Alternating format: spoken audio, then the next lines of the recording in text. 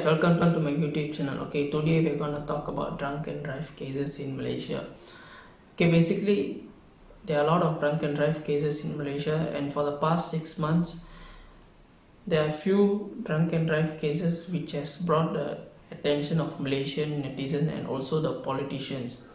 Okay, basically according to a WHO result in Malaysia, Malaysians are spending averagely Malaysia 2 billion ringgit on alcohol. So basically we can't stop the sales of alcohol in Malaysia because it brings a lot of a very big revenue to the country. And a small group of people telling that sales of alcohol should be stopped, and another group of people telling that the law and enforcement should be much stricter. So guys, here's a fun fact. For example, if a person drunk and drive the vehicle, he got 13 times higher chances to meet with an accident. 13 times higher chances to meet with an accident.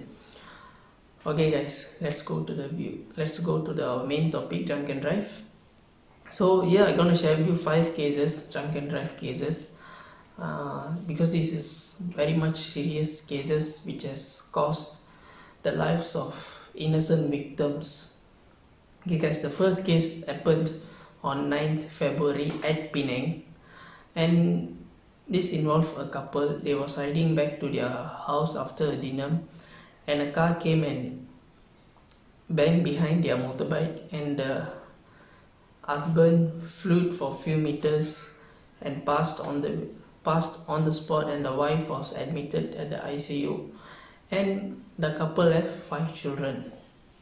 And the second case was on 3rd May at Kajang Seramban Highway, involving a frontliner, because 3rd May was during MCO time and there were a lot of roadblocks, and this incident happens at Kajang Seramban Highway, and this police officer was working in the Kajang Seramban Highway roadblock, and suddenly a drunken driver came and banged, and the police officer died on the spot.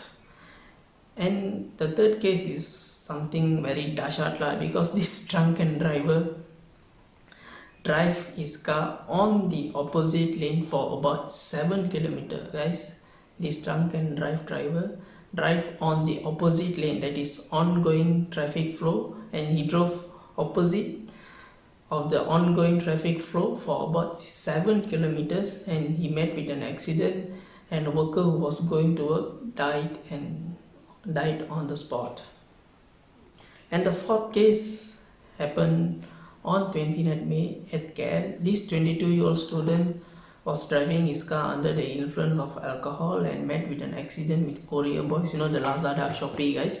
So he met with an accident with the 2 courier boys, and one of them was seriously injured and admitted in the hospital, and another victim passed away. And the passed away victim, it's just was after 1 week he joined his job, that is the courier job. And the next case is on 1st June. This case involving a food panda driver. He was delivering his wife's homemade cook and was on the way back to his home at Bukit Antarbangsa, Kuala Lumpur.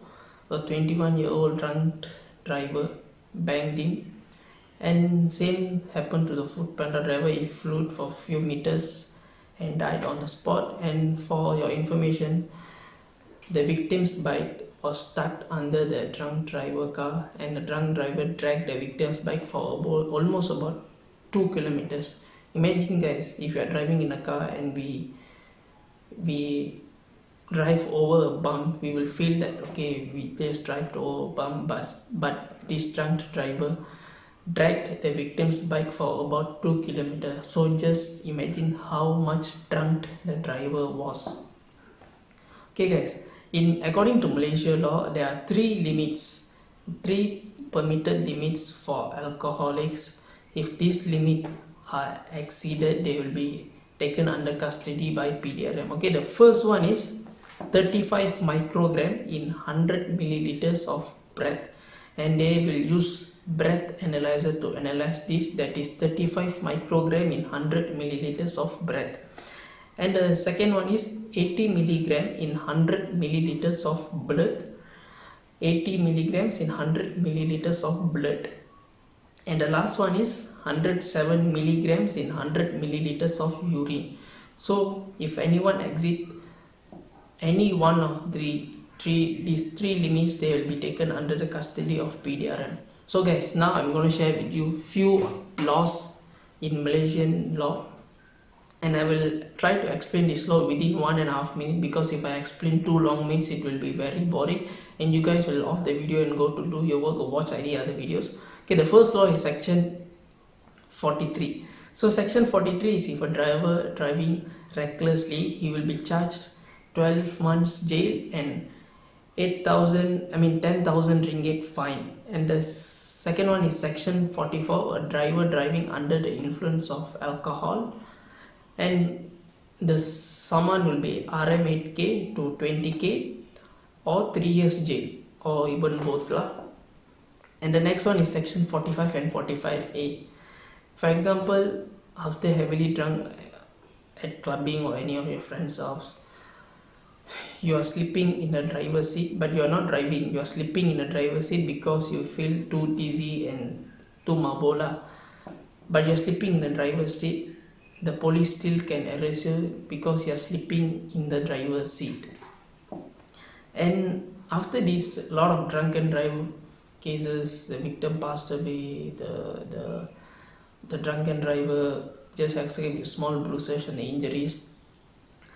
There have been a lot of racist remarks, a lot of fight between netizens in Facebook and Twitter, and suddenly our Prime Minister Muhyiddin Yassin and Transport Minister Dato Sri Vikas Siong masuk and campur tangan, dan Malaysian stop it, and we will make the law much stricter, and they will tell that the new law, the new amendments to the law will be ready by mid of the June, and on next parliament sitting, that is on July, they will try to pass this law.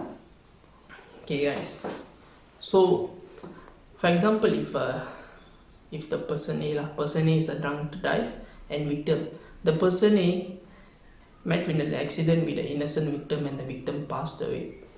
So what will the government do? Send the person A to jail. And the victim's family, if he have children or still schooling children, what they will do for as financially or something like that. So in my personal view, I would suggest to the government that for example, if the person A is a drunk and drive person and the victims passed away, so the person A should bear the cost of education for the victim's children until the SPM level. Even though if the victim have 10 children, the person A should bear the cost of the victim's children until the SPM level. The second one is, for example, if the person don't have children, just his wife or husband, the person A should pay RM 2k monthly to the victim's family until the person A dies. So by doing this, the victim is not become alive, but the financial issue that faced by the victim's family could be solved by the person A, who is irresponsibly drunk and drive, caused the accident and caused the victim's death. So guys, these are my opinion about the drunk and drive case, and these are the recent cases in Malaysia. So if you have any better idea or any better law that should be included in the new amendments, please state in the comment section below, and thank you for watching my video.